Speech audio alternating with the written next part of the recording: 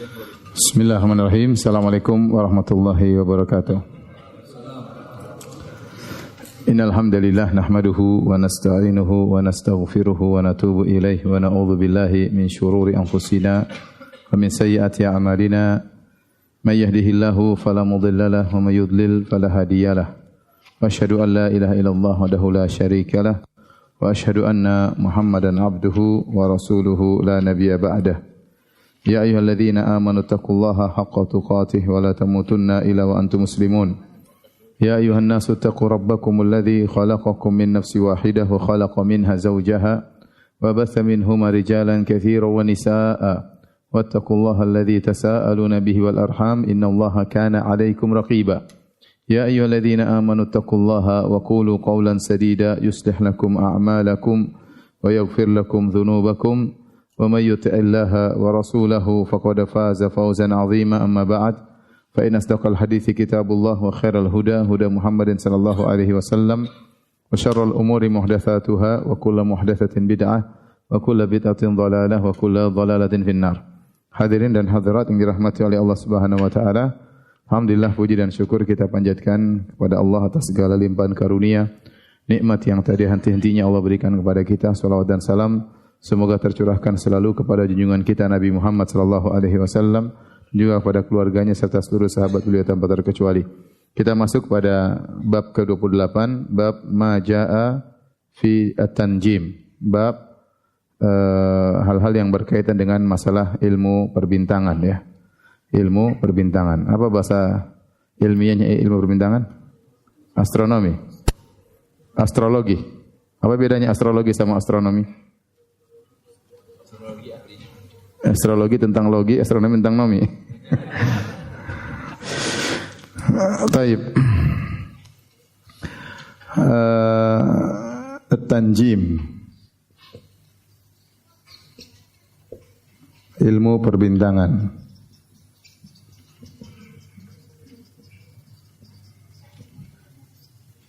Perbintangan terbagi menjadi dua, disebut dengan ilmu ta'thir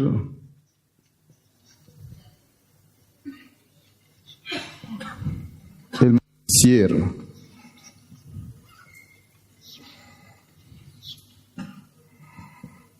Atau taysir. Ilmu ta'thir yaitu bahwasanya gerakan-gerakan bintang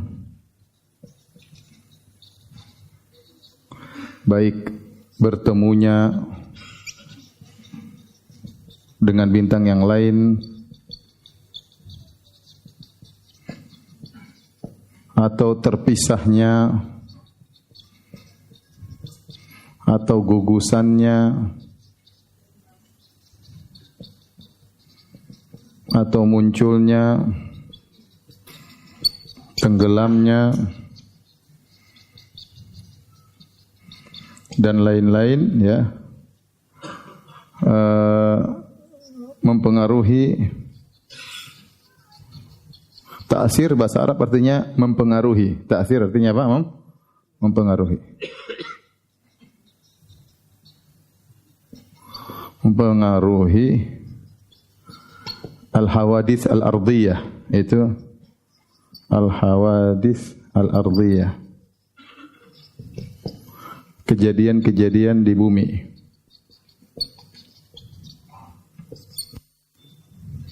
Jadi al-harakat as-samawiyah, gerakan di atas, ternyata punya pengaruh terhadap kejadian-kejadian di bumi. Ini namanya ilmu at-ta'thir. Ini yang dilarang dalam syariat. Ini yang disebut dengan ilmu perdukunan atau ilmu sihir. Ya. Maniktabasa syu'batan minan nujum faqad iktabasa syu'batan minas sihr, zada ma zada. Kata Nabi SAW, barang siapa yang pelajari sebagian dari ilmu perbintangan, maka dia telah mempelajari ilmu sihir. Dan semakin dia memperdalam ilmu perbintangan, semakin perdalam dalam sihir. Semakin pakar dalam perbintangan untuk hal ini, semakin pakar dalam apa? Kesyirikannya. Jadi syirik itu juga bertingkat-tingkat. Ahli syirik juga bertingkat-tingkat ya. Taib ilmu tasyir atau ilmu taysir yaitu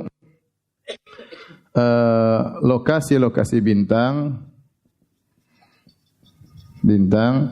membantu ya untuk menunjukkan arah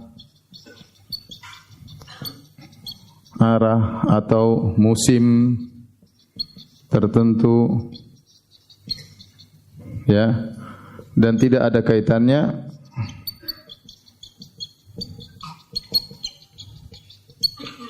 dengan kejadian-kejadian di bumi.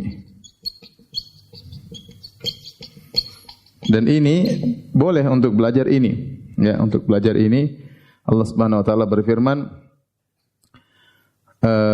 wa huwa alladhi ja'ala asy-syamsa dhiya'an wal qamara nuran wa qaddarahu manazila lita'lamu 'adada as-sinina wal hisab. Kata Allah Subhanahu wa taala, Dia yang telah menjadikan matahari bercahaya ya, bersinar, kemudian rembulan bercahaya ya, wa qaddarahu manazil, dan Allah menjadikan rembulan itu bermanazil-manazil, bertempat-tempat, posisinya berubah-ubah ya. Lita'lamu 'adada as-sinina wal hisab, agar kalian bisa mengetahui jumlah tahun dan bisa mengetahui hisab ya.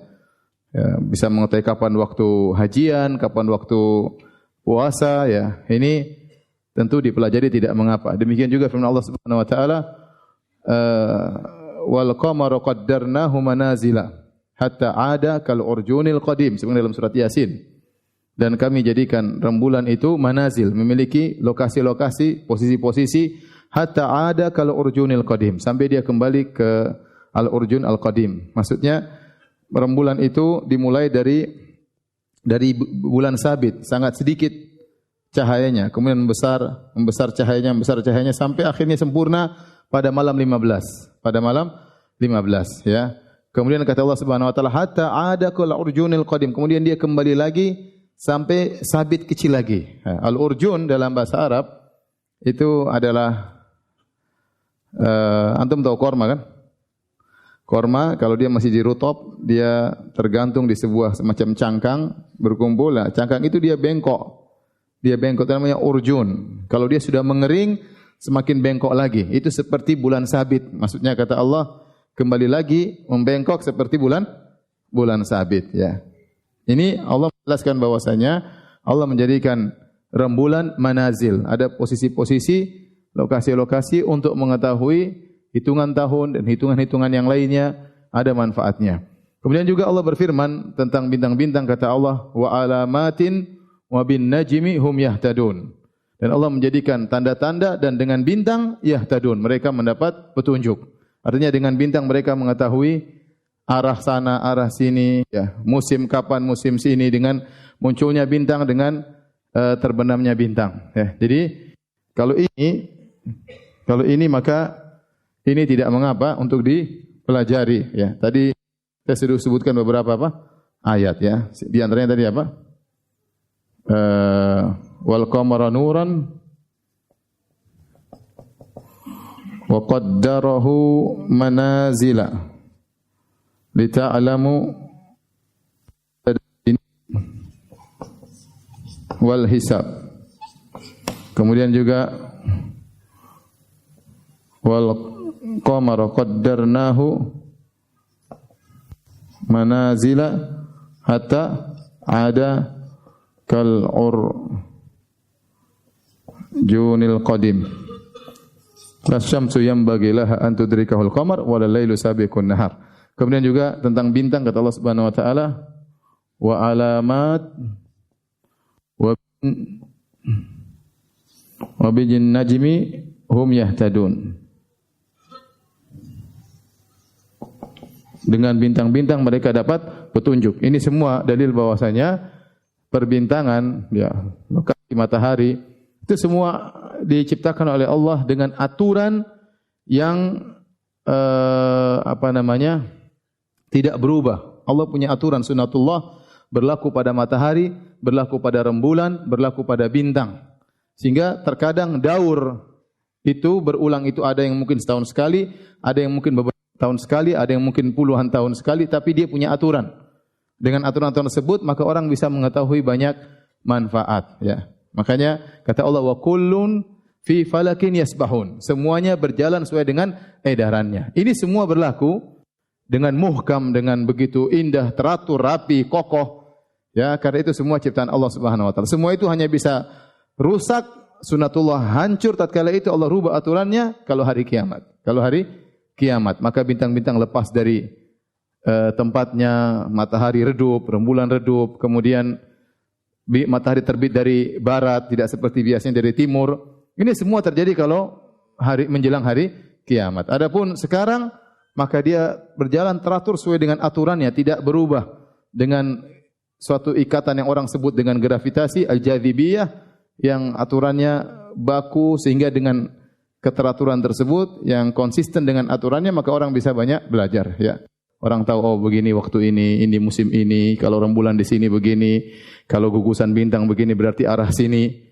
Itu semua ilmu yang Allah berikan kepada manusia. Makanya Allah mengatakan lita'lamu adadas sinina wal hisab, agar kalian tahu tentang hitungan tahun dan juga tentang perhitungan. Adapun yang ini ilmu ta'thir, bahwasanya gerakan bintang, gerakan rembulan, gerakan matahari memiliki pengaruh kejadian di alam semesta, maka itu yang disebut dengan ilmu sihir. Itu ilmu perdukunan. Dan ini banyak ya. Di tanah air kita juga banyak ya. Misalnya mereka membagi-bagi ya gugusan bintang ini. Misalnya si fulan lahir di bintang Libra, si fulan lahir di bintang apa? Sagittarius, satunya Scorpio, satunya apa lagi? Antum hafal enggak? Enggak hafal ya. Antum bintangnya apa ya? Nanti kalau sudah si fulan pelit, memang karena dia bintangnya Libra. Libra itu pelit orangnya. Oh gitu. Karena bintang Libra semuanya pelit ya. Dan satunya lagi si fulan dermawan. Kenapa dia di bintang Scorpio misalnya? Ketahuan dari apa namanya? Si fulan lahir di bintang Sagittarius. Kenapa dia penyabar? Nah, nanti kalau misalnya mau nikah, maka ceweknya tanya, bintang apa? Saya bintang Scorpio. Kamu? Saya bintang Libra. Dilihat dulu, cocok enggak Libra sama Scorpio? Kalau enggak cocok enggak jadi. Ini semua adalah kebohongan ya. Antum bayangkan, untuk bantah mereka gampang ya. Antum lihat, ada orang bayi lahir dalam rumah sakit yang sama di hari yang sama. Jangan di hari yang sama, bahkan di waktu yang sama. Nasibnya beda atau tidak? Beda. Jangankan dari ibu yang sama kembar, nasibnya bisa beda ya tidak? Bisa beda, mukanya bisa beda, terkadang kembar bisa sama, terkadang kembar bisa beda. Dari orang tua yang sama, dari mani yang sama, dari sel ovum yang sama. Di hari yang sama ternyata satunya kaya, satunya miskin, satunya penyabar, satunya pemarah. Apa hubungannya dengan bintang-bintang tersebut? Tidak ada hubungannya. Tidak ada hubungannya. Kemudian juga Al-Imam Al-Qurtubi membantah mereka dengan sebuah logika. Dia mengatakan, itu bayangkan ada satu kapal berlabuh di lautan yang naik 1.000 orang atau lebih, ribuan orang. Kemudian mereka tenggelam, semuanya meninggal. Ini bintangnya kan beda-beda. Kenapa nasibnya sama semua? Harusnya satu selamat, satunya terbang, satunya loncat. Ini bintang Sagittarius selamat, bintang Scorpio dibawa lari ikan lumba-lumba. Bintang ini ternyata semua meninggal padahal bintang mereka berbeda-beda. Ini semuanya khurafat. Itu semuanya apa? Khurafat. Dan inilah yang disebut dengan ilmu perdukunan sihir. Kalau orang percayainya maka tauhidnya bermasalah. Tauhidnya bermasalah. Dan ini bukan perkara sepele. Kita lihat bahwasanya ilmu tentang ramalan-ramalan bintang masih ada sampai sekarang, bahkan terkadang suatu halaman khusus tentang ramalan bintang. Ya. Sekarang alhamdulillah mungkin orang sudah jarang baca koran. Dulu koran, majalah biasanya ada apa? Ramalan. Majalah terkenal pasti ada ramalan bintang. Pasti ada ramalan bintang. Kalau orang sudah buka ramalan bintang, dia lihat, dia cari Sagittarius gimana nasibnya. Ekonomi oke. Cuma suka diomelin istri. Waduh. Ini gara-gara istrinya Libra. Coba kalau istrinya Sagittarius juga ketawa tiap hari. Enggak ada hubungannya. Enggak ada hubungannya ya. Kalau dia lihat-lihat nanti dia terpengaruh. Makanya para ulama mengatakan orang yang melihat ramalan bintang itu hukumnya sama seperti orang pergi ke dukun. Karena ramalan bintang itu perdukunan.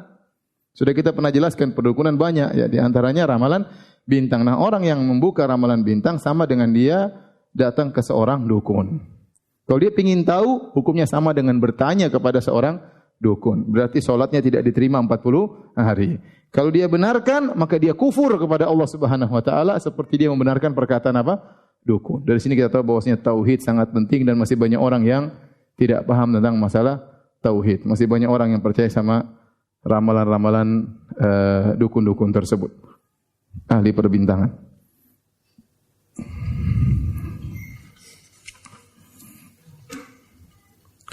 Taib. Kemudian ilmu ta'thir ini juga bisa dibagi menjadi apa namanya, atau kita keyakinan terhadap bintang.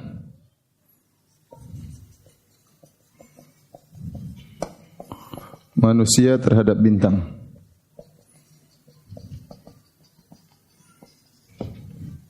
Ada dua. Yang pertama ya, meyakini bintang atau benda-benda langit, benda langit memiliki kehendak sehingga mempengaruhi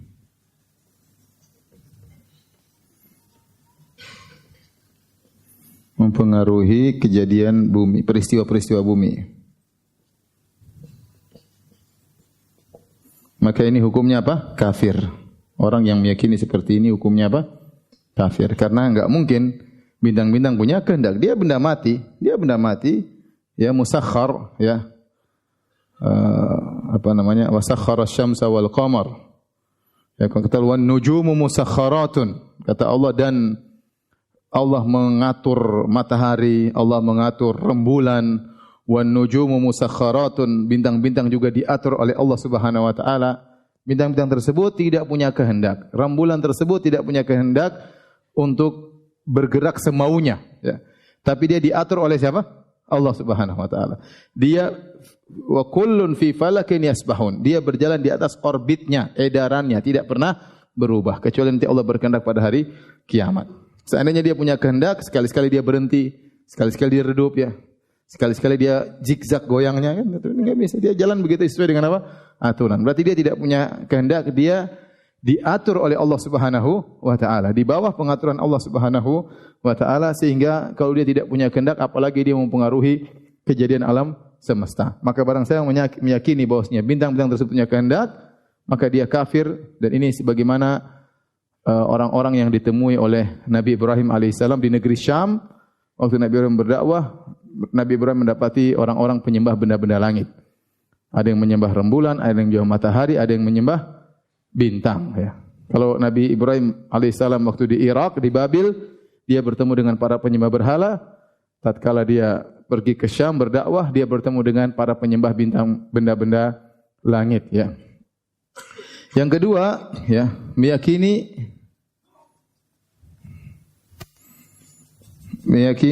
bintang-bintang tersebut hanyalah sebab yang Allah jadikan petunjuk untuk menentukan peristiwa-peristiwa bumi. Nah, kalau keyakinannya cuma ini, bintang itu adalah sebab, ya. Dan dengan sebab bintang ini maka akan timbul kejadian seperti ini, ya.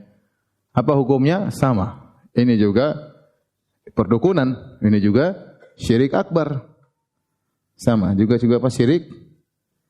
Syirik akbar.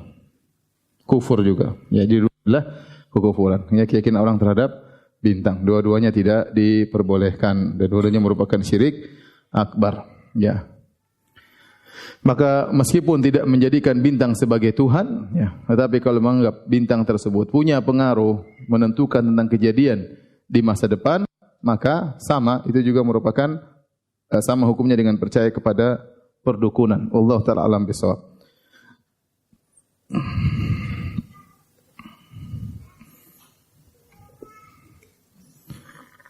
Semuanya benda-benda langit mereka tunduk kepada Allah. Wan nujumu musakharat, bintang-bintang di bawah kendali Allah Subhanahu wa taala, dan mereka juga ibadah kepada Allah, sujud kepada Allah.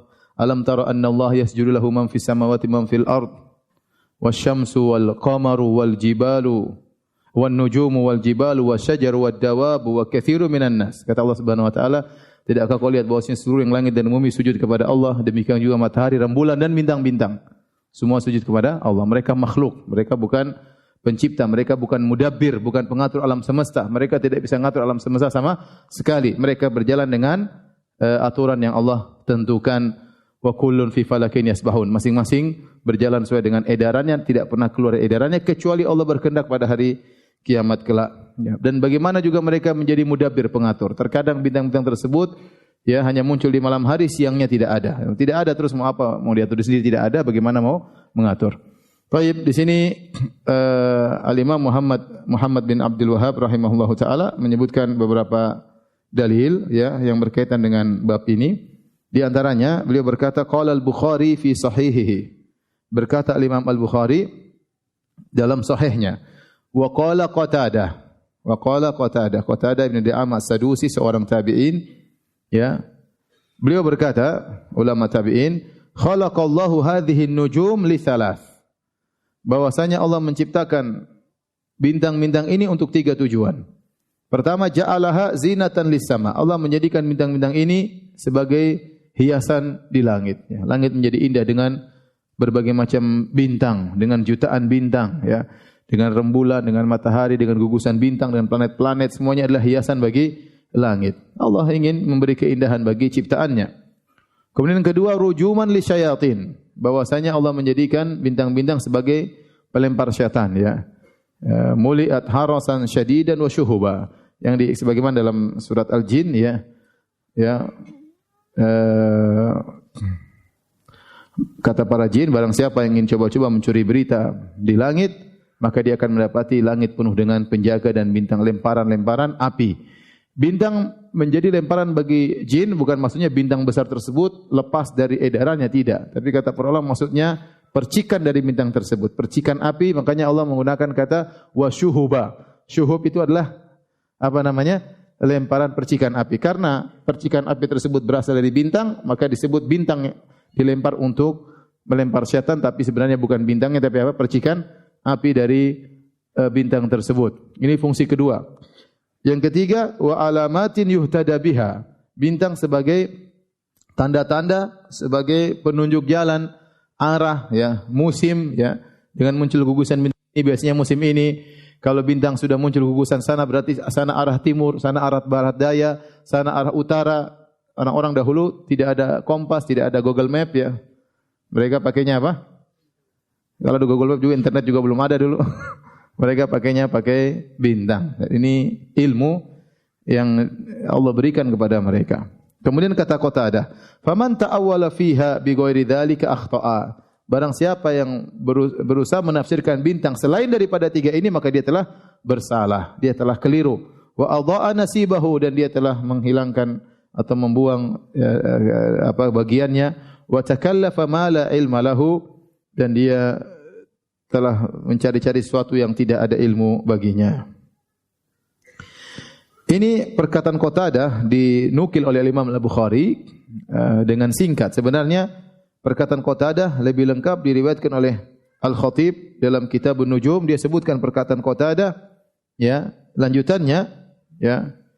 Dia berkata, "Wa inna nasan jahalatan bi amrillah." Dan sungguhnya ada sekelompok orang yang jahil dengan agama Allah. Qad ahdatsu fi hadhihi nujum kahanatan. Mereka telah membuat ilmu perdukunan dengan bintang-bintang ini. Ternyata ilmu perdukunan sudah ramai di zaman Qatadah, di zaman tabi'in.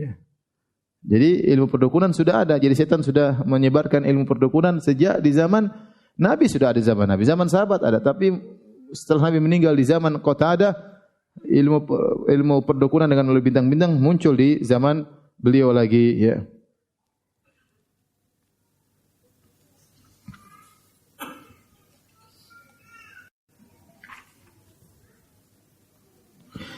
Jadi itu hanya fungsi bintang cuma 3, tidak boleh lebih daripada itu.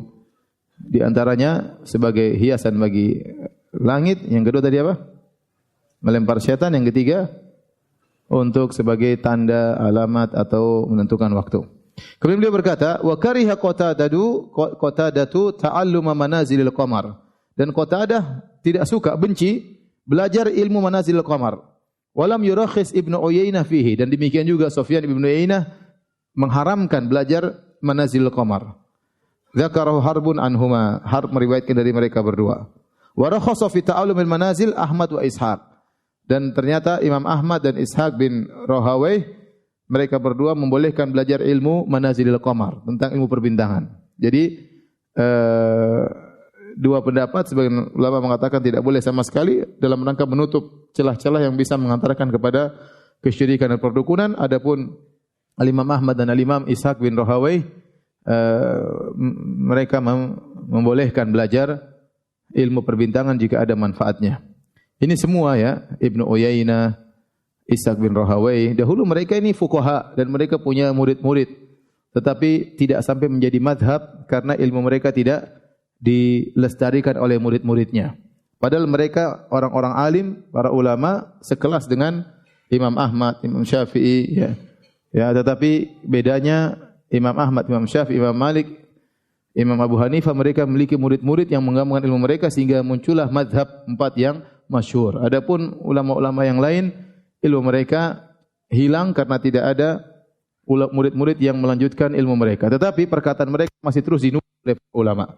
Perkataan mereka dulu selevel dengan perkataannya Imam Syafi'i. Perkataan mereka dulu selevel dengan perkataannya Imam Ahmad. Dan yang sering menukil di antaranya selain dalam buku-buku fikih, di antaranya sering menukil oleh Al-Imam Abu Isa At-Tirmidzi rahimahullah dalam Sunan At-Tirmidzi. Jadi Sunan Tirmidzi itu di antara bagusnya buku tersebut, selain beliau meriwayatkan hadis, beliau mengatakan hadis ini diamalkan oleh sebagian fuqaha dan jumhur mengatakan demikian, sebagian mengatakan tidak.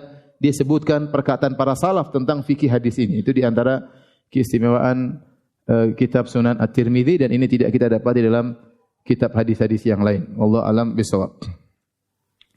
Kemudian kita lanjutkan hadis yang dibawakan oleh Syekh Muhammad bin Abdul Wahhab rahimahullahu taala, wa an Abi Musa radhiyallahu anhu qala, dari Abu Musa Al-Asy'ari radhiyallahu anhu, beliau berkata, qala Rasulullah sallallahu alaihi wasallam, Rasulullah sallallahu bersabda, salasatun la yadkhulunal jannah, 3 orang yang tidak masuk surga. Mudmidu khamar, pecandu khamar, tiap hari minum khamar, tidak masuk surga. Wa qati'ur rahim, yang kedua adalah orang pemutus silaturahim. Yang ketiga musaddiqun bisihir, yang membenarkan sihir. Ya. Kemudian hadis ini kelanjutannya, kata Nabi sallallahu alaihi wasallam, wa man mata mudminanil khamar, barang siapa yang meninggal dalam kondisi pecandu khamar, saqahu Allahu jalla wa ala min nahril ghutah, maka Allah akan berikan dia minum dari sungai Al-Ghutah di neraka. Qila wa ma nahrul ghutah, ya Rasulullah, apa itu sungai Al-Ghutah? Kata Nabi sallallahu alaihi wasallam, nahrun yajri min furujil mumisat, yaitu sungai yang airnya berasal dari cairan yang keluar dari kemaluan para wanita-wanita pezina. Yu'dhi ahlan nari rihu furujihinna, sungguhnya bau kemaluan mereka mengganggu, ya, mengusik penciuman para penghuni neraka Jahannam. Hadis ini diriwayatkan oleh Tabrani Al-Hakim dan disahihkan oleh Al-Hakim dan disepakati oleh Adz-Dzahabi rahimahullahu taala. Di sini Nabi SAW menyebutkan 3 orang terancam masuk neraka atau tidak akan masuk surga. Yang pertama kata Nabi, mudminu khamar, orang yang pecandu khamar. Kemudian yang kedua, qati'ur rahim, ya, pemutus silaturahmi. Dan yang ketiga, musaddiqun bisihir, yang membenarkan sihir. Kenapa dibawakan dalam bab ini? Karena sudah pernah disebutkan oleh beliau sang penulis bahwasanya ilmu tanjim bagian daripada sihir.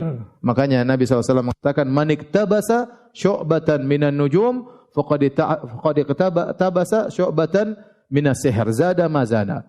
Barang siapa yang mempelajari sebagian ilmu perbintangan untuk perdukunan, maka sungguhnya dia telah mempelajari ilmu sihir. Semakin dia belajar, semakin bertambah sihirnya. Maka ini dalil bahwasanya belajar sihir, belajar ilmu perbintangan untuk meramal, ini menghalangi seorang masuk surga, ya. Dan ini juga 3 dosa besar. Yang pertama minum khamar, pecandu. Yang kedua pemutus silaturahmi, dan yang ketiga membenarkan sihir.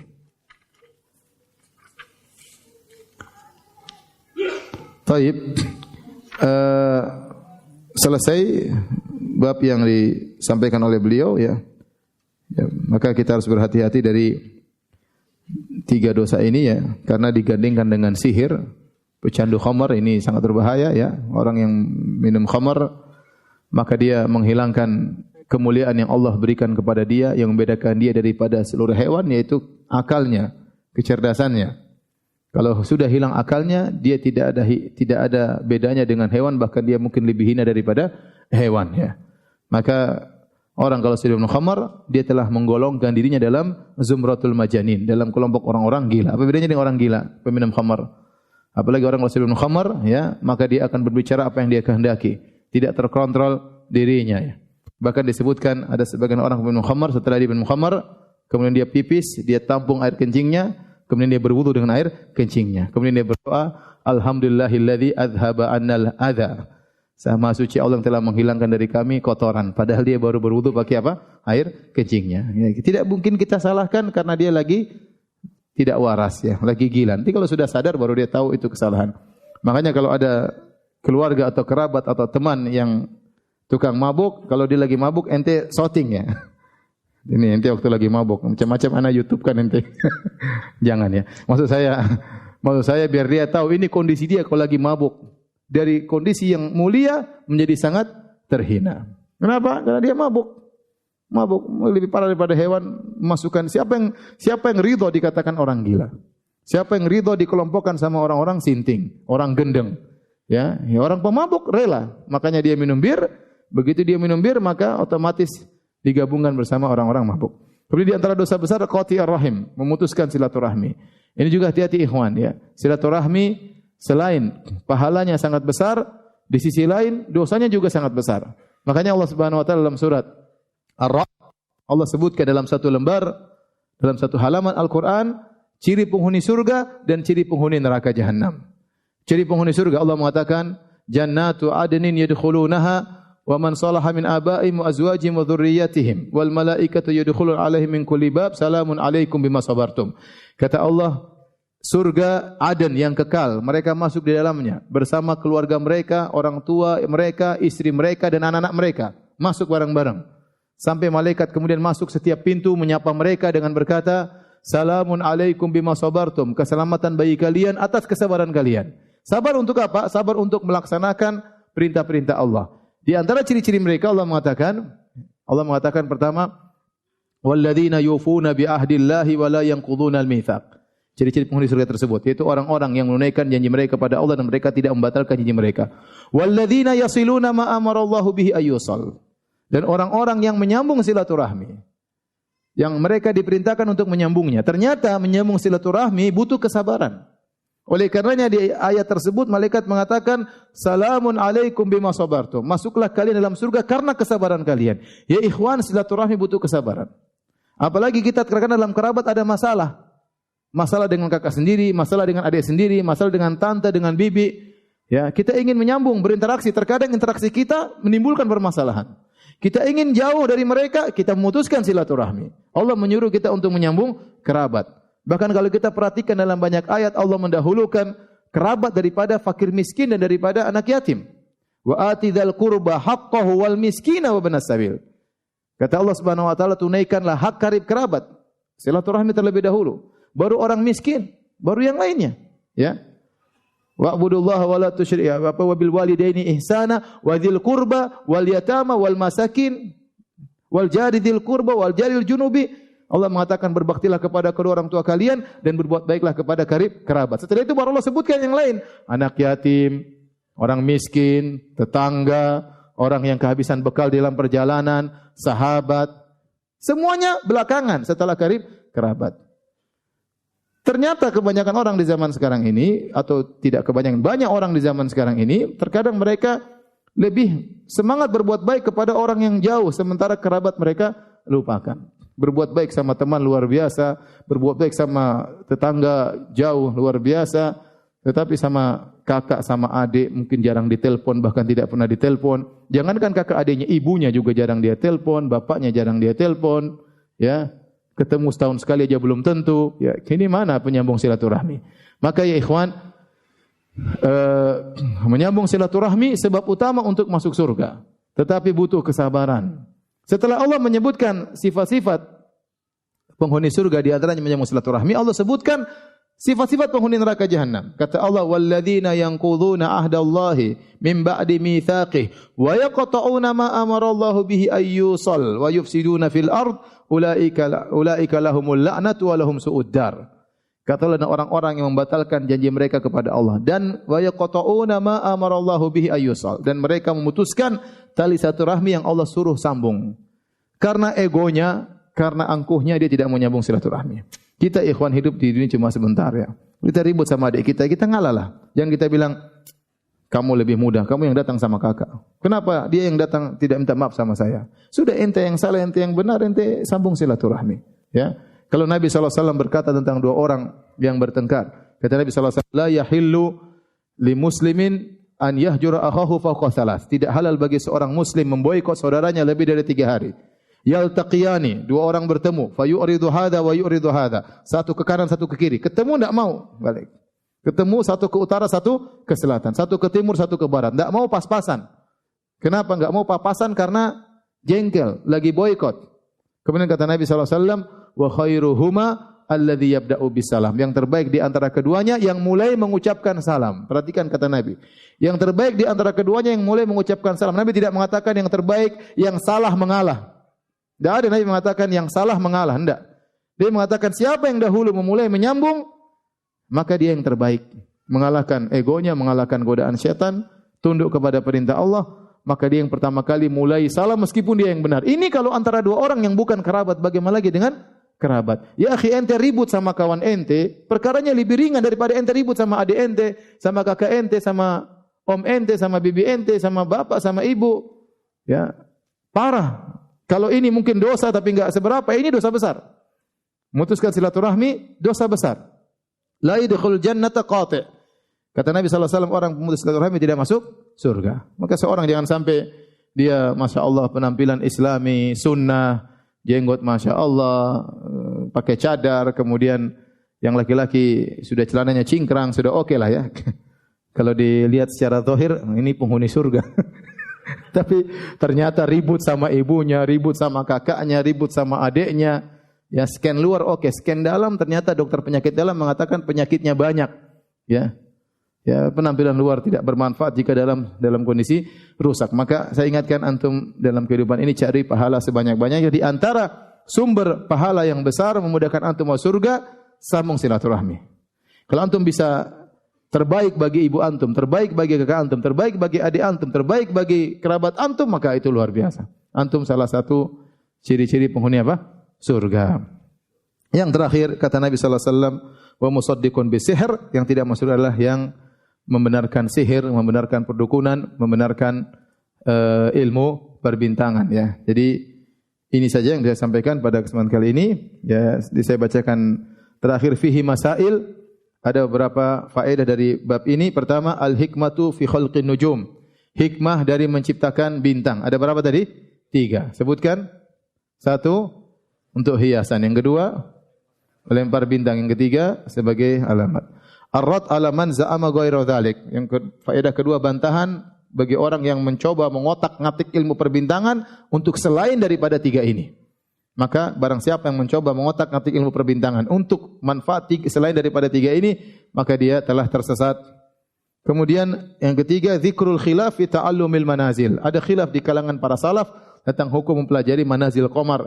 Sebagian salaf seperti Qatadah dan Ibnu Uyainah melarang secara mutlak dalam rangka saddud dzari'ah agar orang tidak terjerumus dalam kesyirikan. Sebagian ulama membolehkan seperti Imam Ahmad dan Ishaq bin Rahawai karena ada manfaatnya. Kemudian yang keempat, al-wa'id fi man saddaqa bi syai'in min as-sihr walau arafa annahu batil. Ancaman bagi orang yang membenarkan sihir meskipun dia tahu itu kebatilan. Jadi dia tahu ini batil tapi dia benarkan, ini lebih parah lagi ya. Ya ini batil tapi siapa tahu benar ya ini. Ini batil tapi siapa tahu apa? Benar ya. Ini lebih parah lagi daripada orang yang tidak tahu. Tapi demikian saja kajian kita, kurang lebih saya mohon maaf.